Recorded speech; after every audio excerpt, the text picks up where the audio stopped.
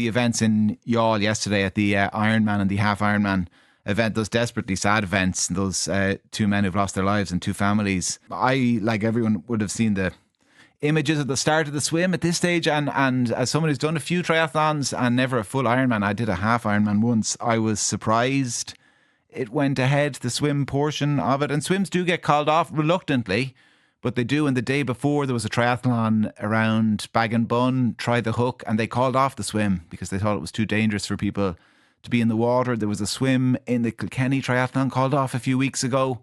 Again, they thought it was too dangerous for people to be in the water. So they do call them off on occasion, although they're reluctant to do it. And that reluctance isn't because they're kind of blasé about the safety of competitors. That's paramount for organisers, I know, because I know people who organise these events. But they're also conscious that, particularly for an Ironman, you'll have people maybe for whom this is the most gruelling thing they'll ever have done in their life, and the most gruelling thing they ever will do, and they might have spent a year, longer than a year, preparing for it. So that might be the reluctance to call it off. But it can be scary, the swim.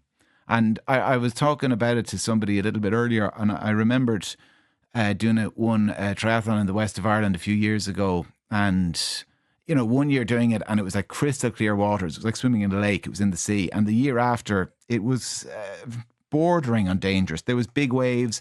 You have to look up ahead of you to see where you're going.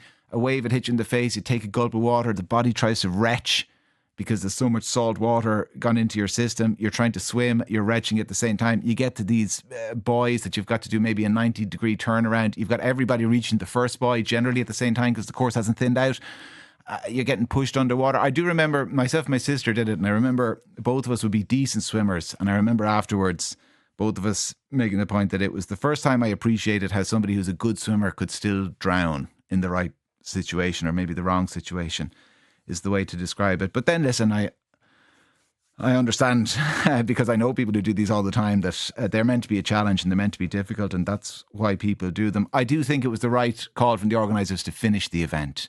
I mean, it's very, very rare in an endurance event that somebody would die, but it can happen. I mean, people have died in marathons. People have died in the Dublin Marathon. I think maybe it's a good few years ago now since it happened, but a heart attack has happened on the course, and they don't call everybody in and send them home out of a mark of respect. You have to just let the event finish. So I think they got that right. I'm just not sure if they got the call on the swim perfectly correct. I would say, listen, a very final point in this. We're going to come back to it a little bit later.